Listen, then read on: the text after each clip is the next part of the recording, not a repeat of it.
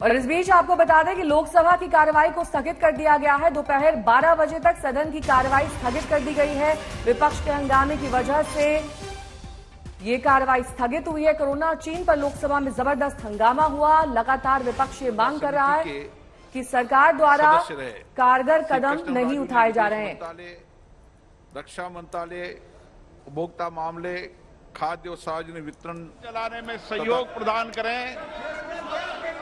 ये सदन जनता की भावनाओं का अभिव्यक्ति करने वाला सदन है। मेरा आपसे आग्रह है कि आप अपनी अपनी सीट पर बैठे, जिस विषय पर आप चर्चा करना चाहते हैं उस विषय पर स्थगन काल में अगर आपको मैं तो कोरोना और चीन पर लोकसभा में जबरदस्त हंगामा हुआ, जिसकी वजह से कार्यवाही को स्थगित करना पड़ा है। लोकसभा की कार्यवाही स्थगित हो गई है। दोपहर 12 बजे तक के लिए सदन की कार्यवाही स्थगित की गई है। विपक्ष का जबरदस्त हंगामा देखा गया और इसी हंगामे की वजह से ये सदन जब शुरू हुआ उसके तुरंत ही बाद इसको स्थगित करना पड़ा। तो कोरोना का मुद्दा, साथ ही साथ चीन का मुद्दा यानी तवांग की स्थिति को लेकर लगातार विपक्ष चर्चा की मांग कर रहा है। दोपहर 12 बजे तक लोकसभा की कार्यवाही को स्थगित करना पड़ा। जबरदस्त हंगामा वहां पर कोरोना के मुद्दे को और चीन के मुद्दे को लेकर हुआ।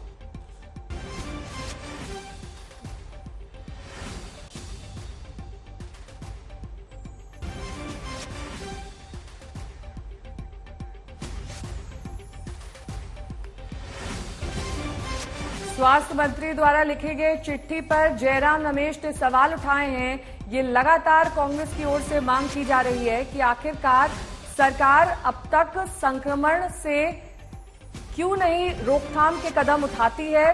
दोपहर 12 बजे तक के लिए लोकसभा की कार्यवाही को इसलिए स्थगित करना पड़ा।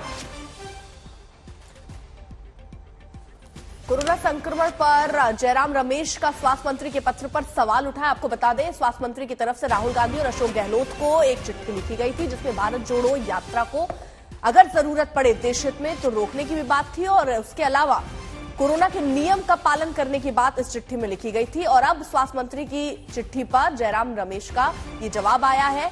क्रोनोलॉजी समझने की जरूरत है, जयराम रमेश ये कह रहे हैं। साथ ही साथ वो कह रहे हैं कोरोना संक्रमण जो फैल रहा है, सरकार को एडवाइजरी जारी कर देनी चाहिए और उसके हिसाब से भारत जोड़ो यात्रा अगर रोकनी पड़ी तो उस पर विचार किया जा सकता है।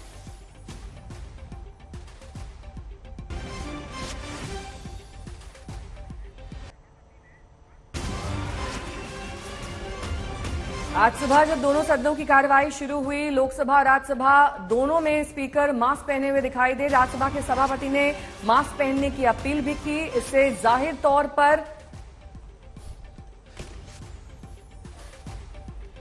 Honorable members, currently situation of COVID is getting alarming.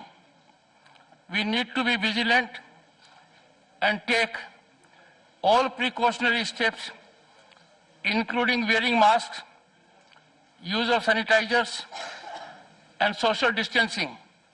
I urge all of you wear masks inside the house as well. We have made masks available to all of you. Once again, I request you that we need to join hands and lead the nation by example.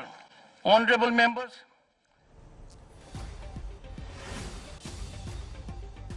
तो राज्यसभा के सभापति जगदीप धनखड़ को सुन रहे थे आप। उनका साफ तौर पर ये कहना और अपील करना कि सभी लोग जो सदन में मौजूद हैं वो मास्क लगाकर रखें, उचित दूरी बनाकर रखें। ये आहट अब लोकसभा और राज्यसभा दोनों सदनों में देखी जा सकती है। संक्रमण को लेकर किस तरीके से अब सावधानियां और सतर्कता बरती जाएंगी, इसको लेकर अब राज्य सरकार से लेकर केंद्र सरकार कई तरह की मीटिंग्स और एडवाइजरी कर रही है।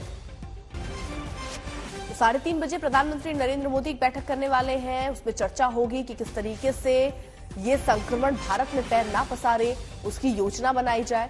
राज्यसभा के सभापति भी आप देखिए मास्क लगाकर पहुंचे नजर आए। लोकसभा अध्यक्ष ने क्या कहा वो भी आपको सुनवाते हैं।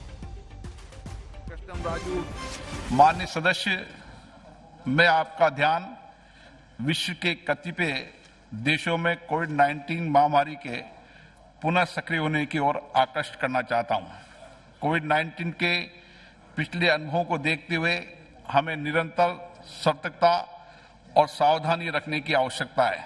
सरकार ने भी तत्परता से कदम उठाते हुए पूरे देश को कोविड-19 से संबंधित आवश्यक सुरक्षा उपायों के पालन करने की सलाह दी है।